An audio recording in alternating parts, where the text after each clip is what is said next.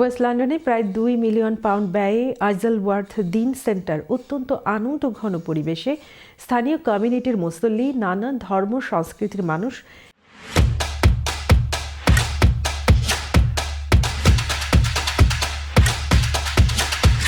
MP, councillor, ইমাম ও বিভিন্ন সংগঠনের প্রতিনিধিদের মিলন মেলা ও দোয়ার মধ্য দিয়ে যাত্রা শুরু করেছে।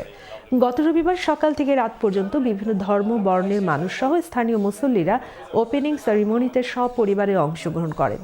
আইডিসি চেয়ারম্যান ও ইমাম শাইখ আবু সাইদ আনসারী স্বাগত বক্তব্য ও ট্রাস্টি সিরাজুল ইসলামের যৌথ উপস্থাপনায় অনুষ্ঠানে উপস্থিত ছিলেন ব্রেন্টফোর্ড আইজলওয়ার্থের parliament member Ruth Cadbury, MP doctor Mohammad Abdul Bari, councillor Samia, Hounslow মসজিদের chairman Shafiqur Rahman, Shaikh Sikandar Pathan, London Bangla press ক্লাবের নবনির্বাচিত president barrister Tariq Chowdhury, senior vice president Taisir Mahmud, শিক্ষাবিদ আমজাদ আলী, ডক্টর আব্দুল ওয়াহাব ও ডক্টর আমির মাসুম সহ আরও অনেকে।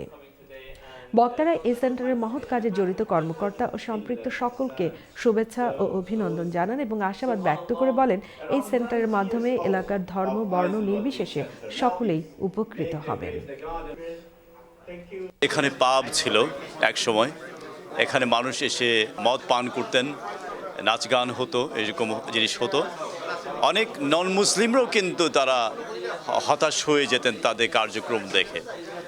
এই প্রতিষ্ঠানটা, এই আইজলওয়ার্থ দিন সেন্টার, এই মসজিদটা হচ্ছে সবার জন্য, মুসলমান নন মুসলমান সবার জন্য, সবাই যাতে এর থেকে বেনিফিট নেয় সেজন্য আমাদের প্রচেষ্টা অব্যাহত থাকবে ইনশাআল্লাহ। যারা আপনারা সাহায্য করেছেন শুরু থেকে নিয়ে এ পর্যন্ত, অনেকে দুনিয়া থেকে চলে গেছেন, অনেকে আপনারা আছেন।